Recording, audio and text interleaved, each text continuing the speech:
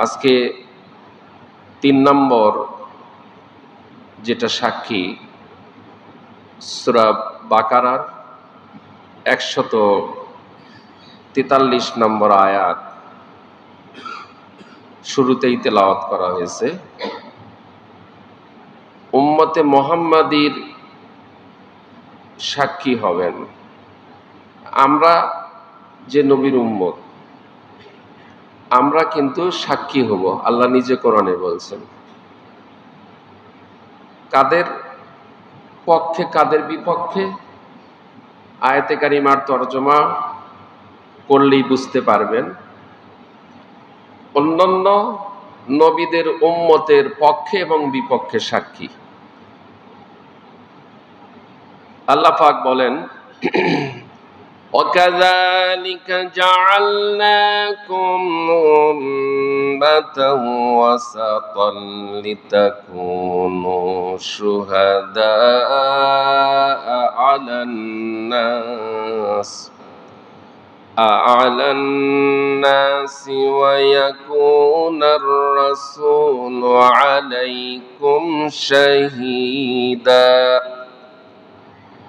মহান আল্লাহ রাব্বুল আলামিন বলেন, এইভাবেই আমি তোমাদেরকে এক মধ্যমপন্থী জাতিরূপে প্রতিষ্ঠিত করিয়াছি, যাহাতে তোমরা মানব জাতির জন্য, মানব জাতির জন্য মানে কি? পৃথিবীতে যত মানব এসেছে, আছে এবং আসবে, যারা চলে গেছে, যারা আছে এবং যারা আসবে, 3টা শ্রেণীর কথাই বলা হয়েছে যে সমস্ত মানব জাতির জন্য সাক্ষী স্বরূপ এবং রাসূল কারীম সাল্লাল্লাহু আলাইহি ওয়াসাল্লাম তোমাদের জন্য সাক্ষী স্বরূপ হইবে। আমরা হব অন্যান্য নবীদের উম্মতের সাক্ষী। কেন? সে কথা সামনে আসবে। এবং রাসূল আমাদের সাক্ষী হইবে। উম্মত 2 প্রকার। উম্মত 2 প্রকার।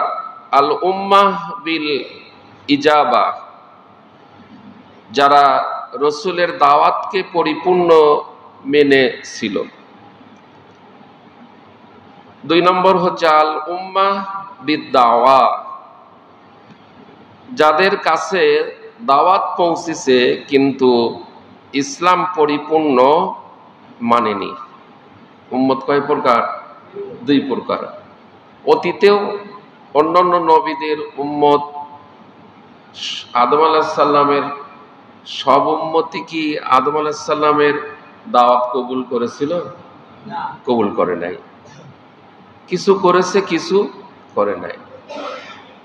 নূহ আলাইহিস সালামের সব উম্মত দাওয়াত কবুল করেছিল? করে নাই। ইব্রাহিম আলাইহিস সালাম, মুসা আলাইহিস সালাম, সুলাইমান আলাইহিস সালাম, আইয়ুব আলাইহিস সালাম, হারুন আলাইহিস সালাম, যত নবী আছে সব নবীরই দাওয়াত নবীদের উম্মত পরিপূর্ণ কবুল করে নাই। সেই কথাটা এখানে বলা হচ্ছে, যারা রাসূলের দাওয়াতকে পরিপূর্ণ মেনে ছিল, আবার যাদের কাছে দাওয়াত পৌঁছিয়েছে কিন্তু ইসলাম পরিপূর্ণ মানে নাই। সম্মানিত উপস্থিতি, তাহলে আজও কিন্তু সেই অবস্থাটাই আছে। আছে কিনা? আজকেও সারা বিশ্বে রাসূল কারীম সাল্লাল্লাহু আলাইহি সাল্লামের দাওয়াত সব উম্মত কি কবুল করছে পরিপূর্ণ? সব উম্মত কি মেনে নিয়েছে? মেনে নেয় নাই, কবুল করে নাই। এজন্য আমাদেরকে আল্লাহ তাআলা সাক্ষী স্বরূপ অন্যান্য নবীদের উম্মতদের সাক্ষী এবং রাসূল পাক সাল্লাল্লাহু আলাইহি সাল্লামকেও আমাদের জন্য সাক্ষী স্বরূপ তিনি হইবেন। কয় নম্বর গেল? 3 নম্বর, তাই না? 4 নম্বরে আসবে এখন। একটা করে পয়েন্টে অনেক কথা, সেগুলি শুধু কাটছাট করে আমরা যেহেতু আজকে শেষ করার চিন্তা ভাবনা নিয়েছি। 4র্থ হচ্ছে আল্লাহর সাক্ষীগণ হবেন রাসূলগণ, ফেরেশতাগণ এবং আলেমগণ। আল্লাহর সাক্ষীগণ রসুল, ফেরেশতা এবং আলেমগণ। 11 নম্বর সূরা, সূরা হুদ 18 নম্বর আয়াত। এটা যে সাক্ষী হবে রসুল, ফেরেশতা এবং আলেম, তার দলিল কোথায়? দলিল হচ্ছে সূরা হুদের 18 নম্বর আয়াত।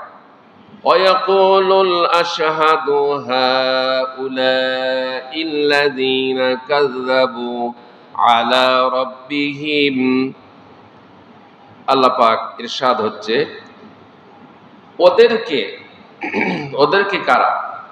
যারা অমান্য করেছিল, যারা কিছু মেনেছিল, কিছু মানে নাই, ওদেরকে উপস্থিত করা হইবে ওদের প্রতিপালকের সামনে। যারা কিছু মেনেছিল, মানে নাই, তাদের সকলকেই উপস্থিত করা হইবে আল্লাহ রাব্বুল আলামিনের সামনে। এবং সাক্ষীগণ বলবে, এরাই এদের প্রতিপালকের বিরুদ্ধে মিথ্যা আরোপ করবে। আবারও বলছি, ওদেরকে উপস্থিত করা হইবে ওদের প্রতিপালকের সামনে এবং সাক্ষীগণ বলবে, এরাই এদের প্রতিপালকের বিরুদ্ধে মিথ্যা আরোপ করবে। সম্মানিত উপস্থিতি, 5 নম্বর হচ্ছে আখিরাতের রাজ সাক্ষী। যে ফেরেশতা আমাদের সাথে থেকে লিখত, 2 জন ফেরেশতা আমাদের কাঁধে আছে, যাদেরকে আমরা দেখতে পাই না, অথচ কাঁধে আমাদের সেট করে দিয়েছে আল্লাহ পাক।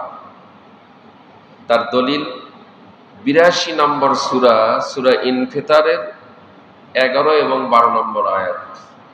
কিরামান কাতিবিন, 2 জন সম্মানিত কাতিব, লেখক, লিপিবদ্ধ বিন্দু। তারা 2 জন সম্মানিত লেখক, তাদের কাজ, তাদের কর্তব্য, তাদের দায়িত্ব, তাদের ডিউটি তারা সঠিক মতো পালন করতেছে। কি তাদের কর্তব্য, দায়িত্ব? ডান কাঁধের ফেরেশতা নেক আমলগুলি লিপিবদ্ধ করছে, বাম কাঁধের ফেরেশতা বদ আমলগুলি, গুনাহগুলি লিপিবদ্ধ করছে। তাহলে আমাদের সাক্ষী দিবে সম্মানিত ফেরেশতা, সম্মানিত কাতেব, লেখক। এইভাবে আগের পয়েন্টে আমরা দেখলাম 3 শ্রেণী ফেরেশতা, রাসূল এবং আলেম, তারা সাক্ষী দিবে। রসুলের দাওয়াত যারা কবুল করে নাই, রসুল তাদের বিপক্ষে সাক্ষী দিবে। ফেরেশতারাও বলবে, হ্যাঁ, রসুলের দাওয়াত তারা কবুল করেনি, ফেরেশতারাও সাক্ষী দিবে। আলেমগণ যখন এসেছিল, নবী রসুল চলে গেছেন, কিন্তু আলেমগণ পৃথিবীতে যখন ছিল বা আছে, থাকবে, আসবে, আলেমগণও সাক্ষী দিবে, সাক্ষী স্বরূপ, এই রাজ সাক্ষী আখিরাতের। সম্মানিত উপস্থিতি, 50 নম্বর সূরা কফ 21 নম্বর আয়াত। ওয়াজাআত কুল্লু নাফসিন মাআহা সাবিকু ওয়া শাহীদ। সেদিন প্রত্যেক ব্যক্তি উপস্থিত হইবে, সেদিন প্রত্যেক ব্যক্তি উপস্থিত হইবে, তাহার সঙ্গে থাকবে চালক ও সাক্ষী। চালক মানে কুল্লুকুম রাঈন ওয়া কুল্লুকুম রাঈন আন মাসউলিন, প্রত্যেকে একজন রক্ষক, একজন দায়িত্বশীল। তার অধীনস্থ যারা ছিল, সেই দায়িত্বশীল ব্যক্তি, চালক, সেদিন সাক্ষী হবে। যে দলে ছিল, সে দলের দলপতি, লিডার, নেতা, তার সাক্ষী হবে। সেদিন প্রত্যেক ব্যক্তি উপস্থিত হইবে, তাহার সঙ্গে থাকিবে যে যার দলে ছিল, সে দলের দলপতি, লিডার, নেতা, তার সাক্ষী দিবে, সেদিন সাক্ষী হবে। সূরা কফের 18 নম্বর আয়াত, মা ইয়ালফিযু মিন কাওলিন ইল্লা লাদাইহি রাকীবুন আতীদ। মানুষ যে কথাই উচ্চারণ করে তাহার জন্য তৎপর প্রহরী তাহার নিকটেই রহিয়াছে। যে কথাই আমরা উচ্চারণ করি, যে কথাই বলি, যে কাজ করি, তা অতন্দ্রী প্রহারী ফেরেশতা সব রেকর্ড করতেছে। নাকি বাদ যাবে? কোনোটাই বাদ যাবে না। আপনি সেদিন বলবেন যে আমি তো এটা বলি নাই, এটা করি নাই। 6 নম্বর সে কথা আসতেছে। 6 নম্বর, ব্যক্তি নিজের বিরুদ্ধে নিজে সেই দিন সাক্ষ্য দিবে।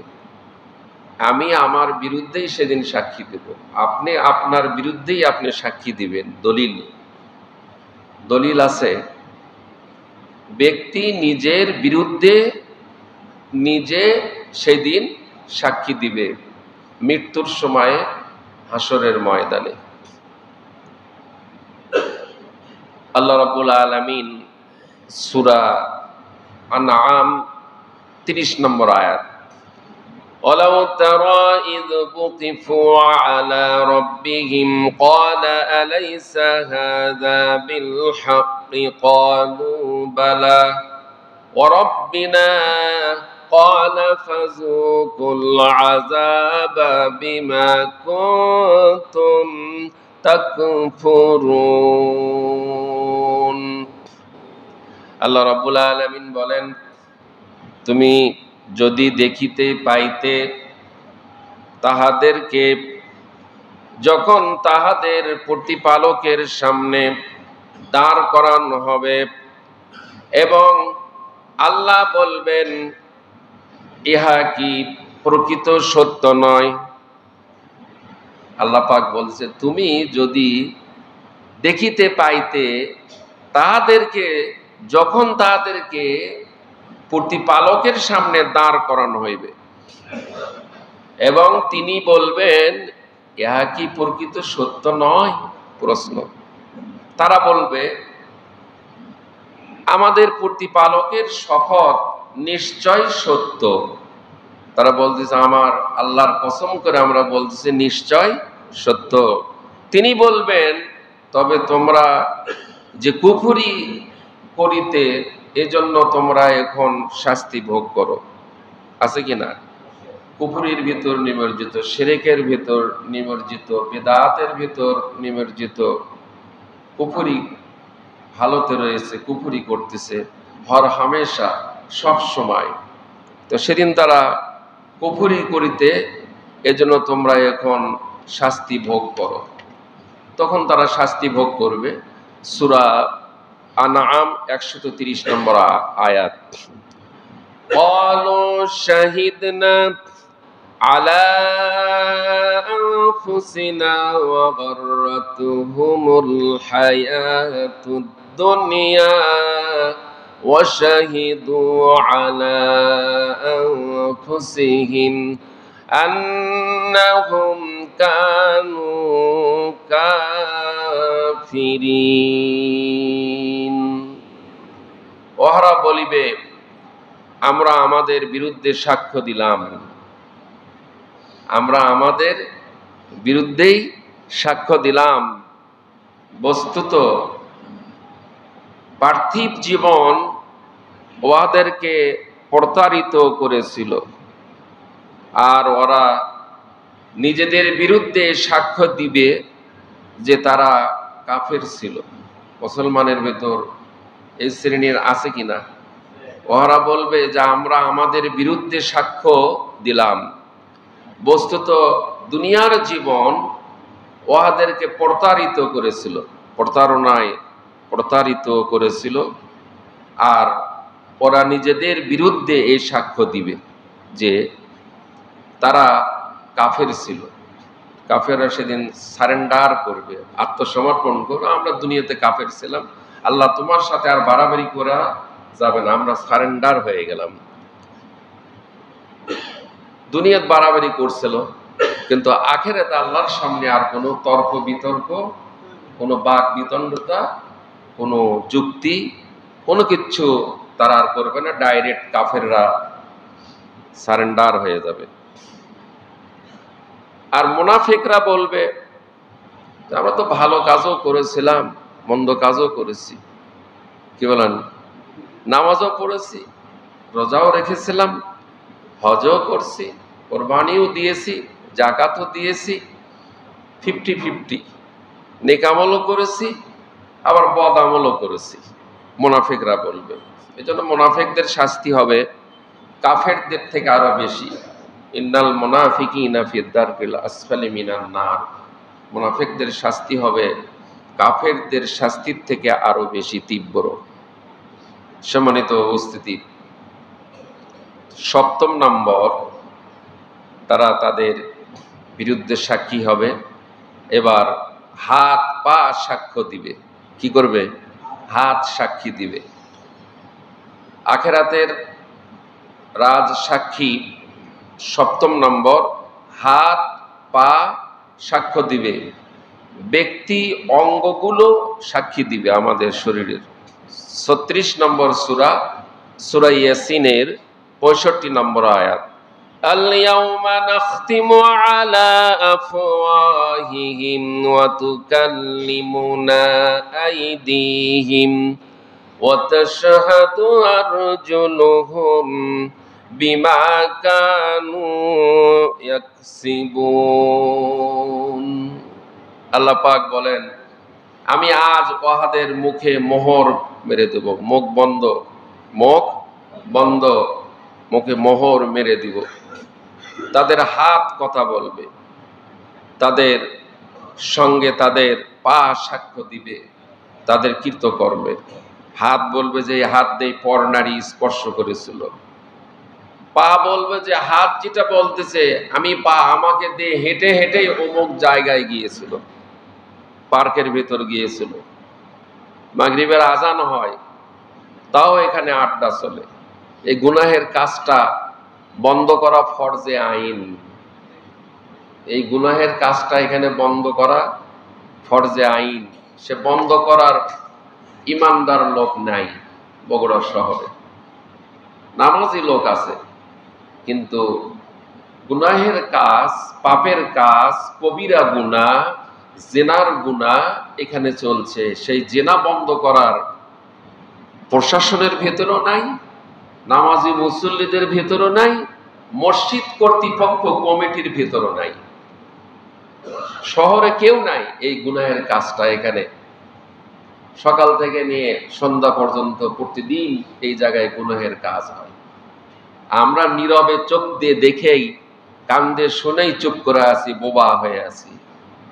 এজন্য যারা আমরা এখানে আছি, আমি সহ আমাদের সকলকেই এই গুনাহের কাজ বন্ধ না করলে জবাব দিতে হবে। আল্লাহ রাসূলের হাদিস, মান রাআ মুনকারান ফালিয়ুগাইয়িরু ফাইল্লাম ইস্তাতি ফাবিলিসানি ফাইল্লাম ইস্তাতি ফাবিকলবি যালিকা আদাফুল ঈমান। আল্লাহ রাসূল বলেন, যখন তোমাদের সামনে গুনাহের কাজ দেখবে তোমরা হাত দিয়ে বাধা দিবে। হাত দিয়ে বাধা দিতে না পারলে জবান দিয়ে প্রতিবাদ করবে। এটাকে বন্ধ করার জন্য তোমরা চেষ্টা চালিয়ে যাবে। এটা স্থাপিত হয়েছে কতদিন আগে, তখন থেকে নিয়ে এখন পর্যন্ত চলে আসছে। এই গুনাহে বন্ধ কেউ কোনোদিন চিন্তা ভাবনাই করে নাই। সম্মানিত উপস্থিতি, তাহলে হাত সাক্ষী দিবে যে এই হাত দিয়ে এই সুদের টাকা, ঘুষের টাকা, সরকারি রাষ্ট্রের টাকা, জনগণের টাকা, দেশের সম্পদ এই হাত দিয়েই এটা করেছিল। হাত সাক্ষী দিবে। পা বলবে যে এই পা দিয়ে হেঁটে হেঁটেই অমুক জায়গায় গিয়েছে। وقالوا لجلودهم لما شهدتم علينا। হে আমার অঙ্গ প্রত্যঙ্গ, তোমরা কেন আমার বিরুদ্ধে আজকে নালিশ করতেছ, সাক্ষী দিচ্ছ, এ কথাও বলবে। অকালু লিজুলুদিহিম লিমা শাহিদতুম আলাইনা, যখন হাত পা সাক্ষী দিবে, অঙ্গ প্রত্যঙ্গ, তখন আবার বলবে, হে আমার অঙ্গ প্রত্যঙ্গ, তোমরা কেন আমার বিরুদ্ধে আজকে সাক্ষী দিচ্ছ? নির্দেশ কার? আল্লাহ। তা আল্লাহর নির্দেশ, আপনার ক্ষমতা পৃথিবীর জীবনে যতক্ষণ আপনি জীবিত ছিলেন, আপনার হাত যেদিকে ইচ্ছা সেদিকে ঘুরেছেন, আপনার মস্তিষ্ক, আপনার চিন্তা ভাবনা, আপনার চোখ, আপনার কান, আপনার মুখ, আপনার অঙ্গ প্রত্যঙ্গ, যখন যাহা ইচ্ছে তাহাই আপনি মুভমেন্ট করেছেন। কিন্তু কবরের জীবন, আখিরাতের জীবন, আপনার আর হাত আপনার কথা শুনবে না, আপনার পা আপনার কথা শুনবে না, আপনার জবান আপনার কথা শুনবে না। ওখানে কর্তৃত্ব পাওয়ার একমাত্র আল্লাহ সুবহানাহু ওয়া তাআলা। সম্মানিত উপস্থিতি, তাহলে আপনার আমার বিরুদ্ধে সেদিন হাত পা সাক্ষী দিবে, কোনোটায় বাদ করবে না। অষ্টম নম্বর, আল্লাহ নিজেই সাক্ষী দিবে। চিন্তা করছেন কি? এবার কি হবে? এতক্ষণ তো নবীগণ, ফেরেশতাগণ, আলেমগণ সাক্ষী দিল, আগে এইগুলো আল্লাহ শেষ করে নিল। নবীদের সাক্ষী, নবীর উম্মতদের সাক্ষী, শুরু থেকে শুনতেছেন না? নবীদের সাক্ষী, ফেরেশতাদের সাক্ষী, আলেমগণের সাক্ষী, একটির পর একটি আমরা শুনলাম। এখন আল্লাহ তাআলা বলতেছেন যে আল্লাহ নিজেই সাক্ষী দিবে। দলিল 10 নম্বর সূরা ইউনূস, আয়াত নম্বর 61। وَلَا تَعْمَلُونَ مِنْ عَمَلٍ إِلَّا كُنَّا عَلَيْكُمْ شُهُودًا إِذْ تُفِيضُونَ فِيهِ। আল্লাহ তাআলা বলেন, তোমরা যে কোনো কাজ করো, আমি আল্লাহ তোমাদের সাক্ষী। কে বলতেছেন? আল্লাহ। আল্লাহ বলতেছেন, তোমরা যে কোনো কাজ করো, আমি তোমাদের সাক্ষী, আমি আল্লাহ সেই কাজের সাক্ষী। এরকম আলোচনা কোনোদিন শুনেছিলেন? আজকে যে আলোচনাটা হচ্ছে, কি জাকির ভাই কথা বলেন, আপনার এই বয়সে শুনছেন কোনোদিন যে আখিরাতের রাজ সাক্ষী 10টি হবে, তার মধ্যে 8ম নম্বর আল্লাহ নিজেই সাক্ষী হবে? আপনাদের দোয়া করবেন নতুন নতুন কোরআন থেকে, হাদিস থেকে নিয়ে এসে যেন জুমার দিনে কথা বলতে পারি, যে কথাটা অনেকেই জীবনে শোনেন নাই, যে আল্লাহ নিজেই সাক্ষী দিবে। আল্লাহ নিজেই সাক্ষী দিবে, এই কথাটা কোনোদিন শোনেন নাই। এখানে আসলে ইনশাআল্লাহ কিছু জানতে পারবেন, কিন্তু আশা লাগবে সকলের আগে। আমি মসজিদে প্রবেশ করছি 11:15টায়, আমি প্রবেশ করছি 11:15টায়, আর আপনারা প্রবেশ করতেছেন 1টায়, 12:30টায়। তো যে যতটুকু চাবে সে ততটুকুই পাবে। কেউ 100-এর ভেতরে 100 চাচ্ছে আজকের খুতবাটা, কেউ চাচ্ছে না 50, কেউ চাচ্ছে যে না 80%, 60%, 90%, হ্যাঁ এই 95%। মানে যার কল, যার অন্তর যত ভালো, সে তত 100 চায়। তার অন্তর কোরআনের দিকে, যে আগে গেলে কিছু কথা বেশি শোনা যাবে শুরুর থেকে। আর যাদের দিল মনটা দুর্বল হয়ে গেছে, ইমানটা, যাই গেলেই হবে, নামাজ তো দেরি আছে, হুজুর তো অনেক দেরিতেই নামাজ পড়ায়, হুজুর অনেক দেরিতে নামাজ পড়ায়, সেই টাইম অনুযায়ী গেলেই হবে। সময়ের এত দাম যে আগে আসলে সময় নষ্ট হবে, আর সময়ের এত মূল্য যে কোরআন শুনবে সেই সময় সে দিবে না, সময় দিবে শুধু নামাজের। কিসের সময় দিবে? নামাজের। আল্লাহ রাব্বুল আলামিন বলেন, ওয়ালা তা'মালুনা মিন আমালিন ইল্লা কুন্না আলাইকুম শুহুদান ইয তুফিদুনা ফি।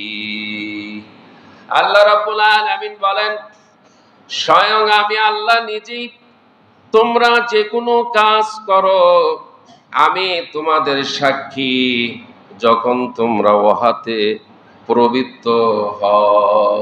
দুনিয়ার যত কাজে তোমরা প্রবৃত্ত হও সব কাজের সাক্ষী আমি আল্লাহ নিজে। সুবহানাল্লাহ। আল্লাহ রাব্বুল আলামিন বলেন কোরআনুল কারীমের ভিতর আল্লাহ পাক বলেন যে আমি তোমরা যেখানে একজন সেখানে মা ইয়াকুনু মিন নাজওয়া ইল্লা সালাসা। আল্লাহ পাক বলেন যেখানে তোমরা তিনজন সেখানে চতুর্থ আমি আল্লাহ, যেখানে তোমরা চারজন সেখানে পঞ্চম আমি আল্লাহ, যেখানে তোমরা ছয়জন সেখানে সপ্তম আমি আল্লাহ। আইনামা মাআকুম, বান্দা এর থেকে যদি তোমরা কম হও, এর থেকে তোমরা যদি বেশি হও, সেখানে আমি আল্লাহ রয়েছি। বান্দা তুমি আসো যেখানে আমি আল্লাহ সেখানে। ওয়ানাহনু আকরাবু মিন হাবলিল ওয়ারিদ। বান্দা তোমার ঘরে একটা শাহারগ রয়েছে, ওই যে শাহারগটা রয়েছে ওই শাহারগ থেকেও আমি আল্লাহ তোমার নিকটে রয়েছি।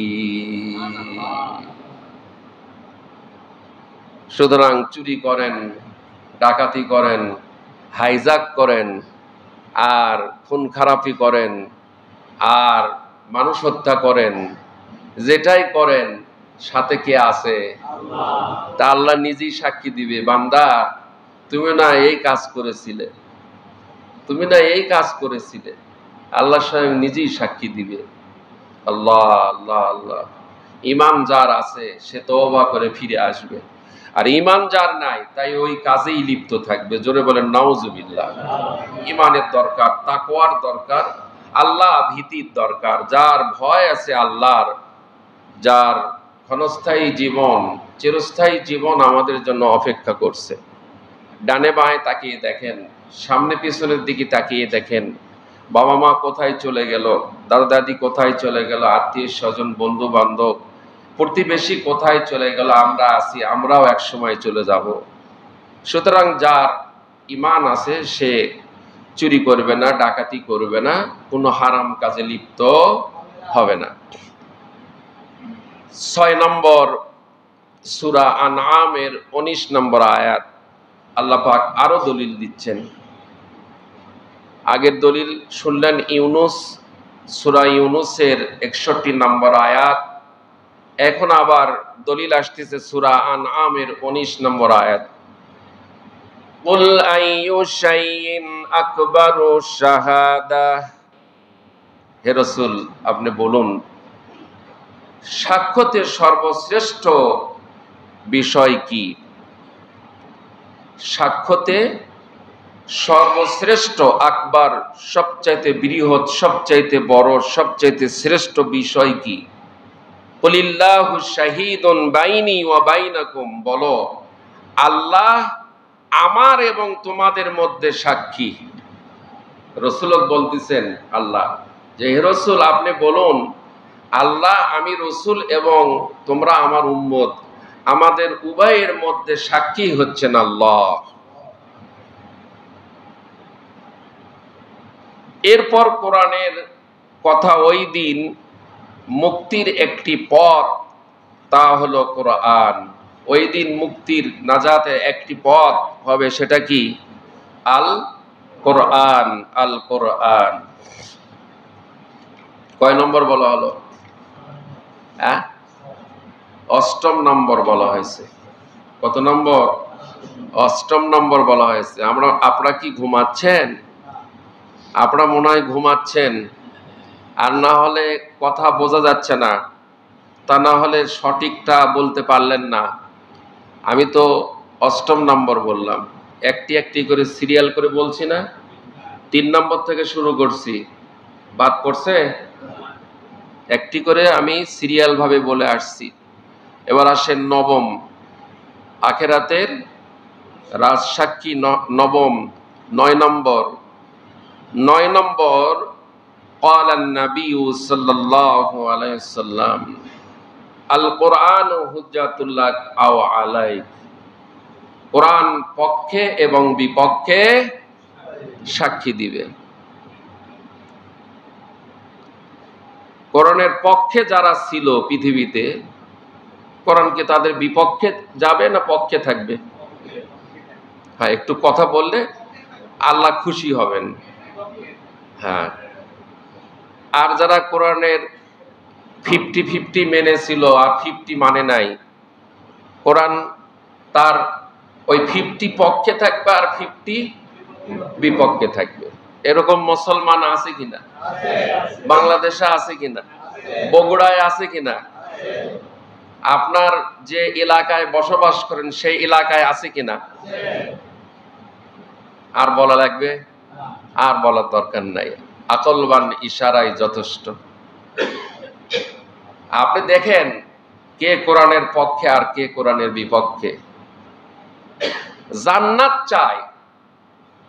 আপনি যদি বগুড়ায় একটা কাগজ নিয়ে যদি জরিপ চালান মুসলমানের ভেতর, যে আপনি জান্নাত চান না জাহান্নাম চান, জরিপের এই কাগজে মুসলমান কি লিখবে? আমি জান্নাত চাই। কিন্তু আমলে দেখা যাচ্ছে সে জাহান্নামে যাচ্ছে। জান্নাত চাইলে জান্নাতের পথে চলা লাগবে, রাস্তায় চলা লাগবে, আমল করা লাগবে। জান্নাত যদি কেউ চায় তাহলে আল্লাহর আইনকে সবচাইতে প্রাধান্য দিতে হবে। আল্লাহর আইন সবচাইতে ওপরে থাকবে। মাথা শরীরের সবচাইতে ওপরে না নিচে?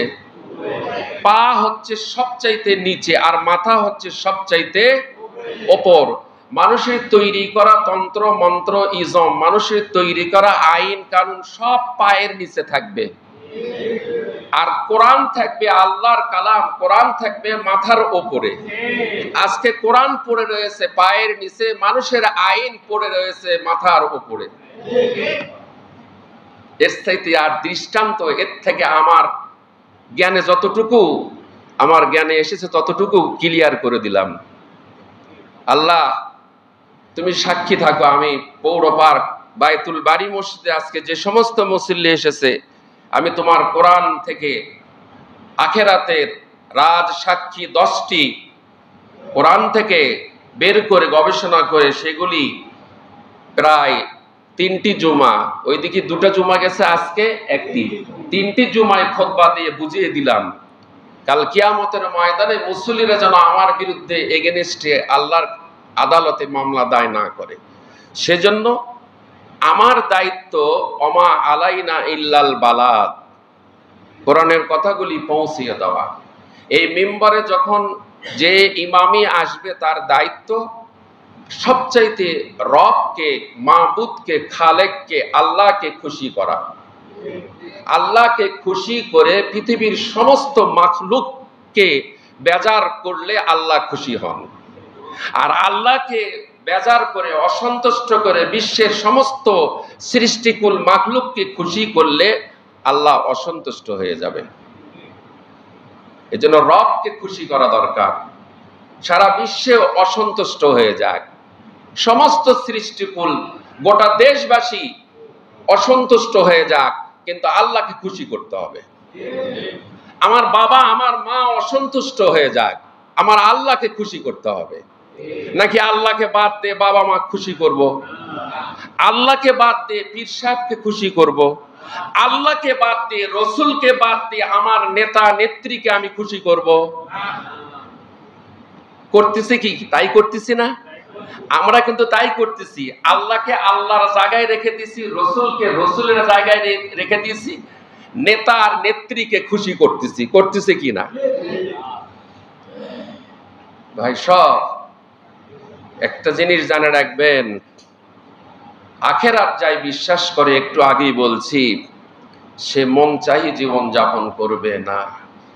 আখেরাতকে যে বিশ্বাস করে, পরকালকে যে বিশ্বাস করে, সে আল্লাহর আইন, আল্লাহর বিধান, আল্লাহর হুকুমকে সবকিছুর থেকে প্রাধান্য দিবে। পিতা মাতার থেকেও ওপরে প্রাধান্য দিতে হবে। জান্নাত চায় কিন্তু আল্লাহর আইনের বিরোধিতা করে, এই লোক জান্নাতে যাবে? জান্নাত চায় কিন্তু আল্লাহর জমিনে আল্লাহর দিন কায়েম হোক, এটা পছন্দ করে না। কোরআনে একটা কোরআন কি দুটা নাকি? একটা কোরআনে এসেছে আয়াত, আকিমুস সালাত, নামাজ কায়েম করো। কুতিবা আলাইকুমুস সিয়াম, রোজা তোমাদের জন্য ফরজ করা হয়েছে।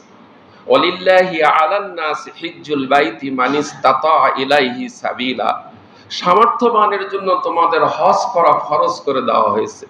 এগুলি সব কোরআনের আয়াত। এই কোরআন থেকে রমজান মাসে হাফেজ সাহেব এই কোরআন থেকেই তেলাওয়াত করে, আমরা সেই আয়াতগুলি জুমার দিনে তরজমা করি।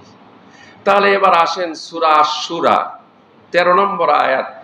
এই আয়াতে যে আল্লাহ তাআলা বললেন আন আকিমুদ্দিন, দিনকে কায়েম করো, ওয়ালা তাতাফাররাকু, দিন কায়েমের বিষয়ে মত পার্থক্য, মতানৈক্য সৃষ্টি করো না, বিচ্ছিন্ন হয়ে না।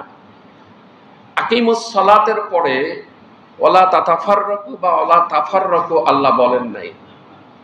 কুতিবা আলাইকুমুস সিয়ামু কামা কুতিবা আলাল লাযিনা মিন ক্বাবলিকুম লাআল্লাকুম তাত্তাকুন। পুরো আয়াতটা বলছি সূরা বাকারার। এই আয়াতের শেষে ওয়ালা তাফাররাকু আল্লাহ বলেন নাই। ওয়ালিল্লাহি আলান নাস হিজ্জুল বাইতি মান ইসতাতা ইলাইহি সাবিলা, এই আয়াতের শেষে ওয়ালা তাফাররাকু বলেন নাই। কিন্তু কোরআনুল কারীমে দুইটি আয়াতে আল্লাহ তাআলা তাফাররাকু শব্দ ব্যবহার করেছেন। একটি হচ্ছে সূরা আল ইমরানের সম্ভবত 103 বা জি ওয়াতাসিমু বিহাবলিল্লাহি জামিআন ওয়ালা তাফাররাকু। দেখেন মোটামুটি আমার ভাইজান কোরআন নিয়ে একটু পড়াশোনা করে, ওই জন্য বলতে পারলেন যে 103। আমার একটু মানে সন্দেহ লাগতেছে যে 103 না 102, তো ভাইজান বলে দিলেন যে 103। ওয়াতাসিমু, তোমরা মজবুত ভাবে ধারণ করো, বিহাবলিল্লাহ, আল্লাহর রজ্জু। সমস্ত তাফসীর কারক বলছেন আল্লাহর রজ্জু মানে কোরআন, আল্লাহর রজ্জু মানে কোরআন। এই কোরআনকে তোমরা মজবুত ভাবে আঁকড়িয়ে ধরো। কোরআন যা আদেশ নির্দেশ দিয়েছে এটা তোমরা পরিপূর্ণ মেনে চলো, যা নিষেধ করেছে সেটাও তোমরা বর্জন করো, বারণ করো। আল্লাহ গান নিষেধ করছে কিনা? মুসলমান হয়ে গান বাজনা করে কি হারাম কাজ করলো না? হারাম কাজ করে জান্নাতে যাবার চাও? হারাম কাজ করে জান্নাতে যাবার চাও? গান বাজনা করবে হিন্দু, গান বাজনা করবে বৌদ্ধ ধর্মের মানুষ, গান বাজনা করবে ইহুদি নাসারা। আমার দেশে খ্রিস্টান রয়েছে, খ্রিস্টানরা গান বাজনা করুক। তুমি মুসলিম হয়ে তুমি গান বাজনা করার জান্নাত চাও? তুমি তো হারাম কাজ করতেছো। তো এই আয়াতে আল্লাহ বললেন যে আমার রজ্জুকে তোমরা মজবুত ভাবে ধারণ করো, আঁকড়িয়ে ধরো। ওয়ালা তাফাররাকু, এই রশি হাবলুল্লাহ, এই আল্লাহর রজ্জু, আল্লাহর রশি, এই কোরআনকে তোমরা মজবুত ভাবে ধরবে। আর ওয়ালা তাফাররাকু, বিচ্ছিন্ন, আমরা বিচ্ছিন্ন হয়ে আছি কিনা? বাংলাদেশে যত দল রয়েছে, দল গণলে 100-র অধিক দল, তারও বেশি। তাহলে আমরা কি এই রজ্জুকে, এই রশিকে, কোরআনকে মজবুত ভাবে ধরেছি? ভাই আমরা ধরি নাই। যদি ধরতাম তাহলে এত দল, এত মত, এত পথ হতো। পীর সাহেব, এক পীর সাহেব আর এক পীর সাহেব দেখতে পারে না,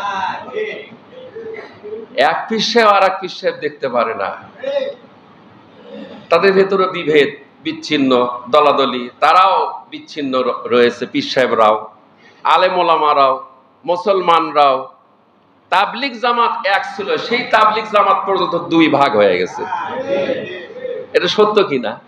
তাবলিগও 2 ভাগ হয়ে গেছে। এক গ্রুপ আর এক গ্রুপকে সহ্য করতে পারে না, দেখতে পারে না। ঢাকার কাকরাইল, টঙ্গী, ঢাকায় তারা সন্ত্রাসী, তারা বহু মাদ্রাসা ছাত্রকে প্রকাশ্য দিবালোকে এক গ্রুপ আর এক গ্রুপকে হত্যা করলো, ভুলে গেছেন নাকি? এখন একটু না থামে আছে, আবার দেখেন কোন সময় আবার লাগে যায়। যে তাবলিগ জামাতে এক ছিল, সেই তাবলিগ জামাতের মতন জামাত দুই ভাগ হয়ে গেছে। তাহলে আমরা কত দলে, কত মতে, কত বিভক্ত হয়ে গেছি। আল্লাহ বললেন যে মুসলমান, আমার রজ্জুকে তোমরা আঁকড়িয়ে ধরো, মজবুত হয়ে ধারণ করো, আমরা বিচ্ছিন্ন হয়েও না, আর আমরা বিচ্ছিন্ন হয়ে আছি। এবার আসেন সূরা আশ-শুআরার 13 নম্বর আয়াত, আন আকিমুদ্দিন, দিন মানে জীবন বিধান, দিন মানে জীবন বিধান, জীবন ব্যবস্থা, আল কোরআন, ইসলাম।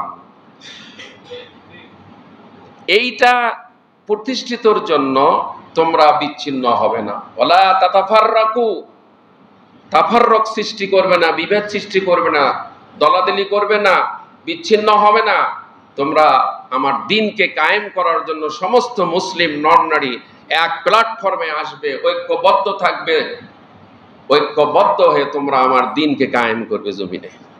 নবী করিম সাল্লাল্লাহু আলাইহি সাল্লাম ঐক্যবদ্ধ হয়েই দ্বীন কায়েম করেছিলেন সমস্ত মুসলিমদেরকে নিয়ে মদিনায়। কি বলেন, ঠিক কিনা? সম্মানিত উপস্থিতি, তাহলে আমরা 9 নম্বর শুনলাম যে কোরআন হয় আমার পক্ষে, না হয় পৃথিবীতে যে মানুষটা কোরআনের পক্ষে ছিল বা আছে বা থাকবে, কোরআন তার পক্ষে সুপারিশ সাফাত করবে কিনা? আর পৃথিবীতে যে মানুষটা কোরআনের আইন চায় নাই, কোরআনকে বিধান হিসেবে গ্রহণ করে নাই, এবার বলেন তো কোরআন কি তার পক্ষে না বিপক্ষে? এই জন্য আল্লাহ রাসূল বলেছেন, তিরমিজি শরীফের হাদিস, আল কোরআনু হুজ্জাতুল লাক আও আলাইক, কোরআনের পক্ষে যারা থাকবে, কোরআন তাদেরকে সুপারিশ করে আল্লাহর জান্নাতের ভিতর পৌঁছে দিবে।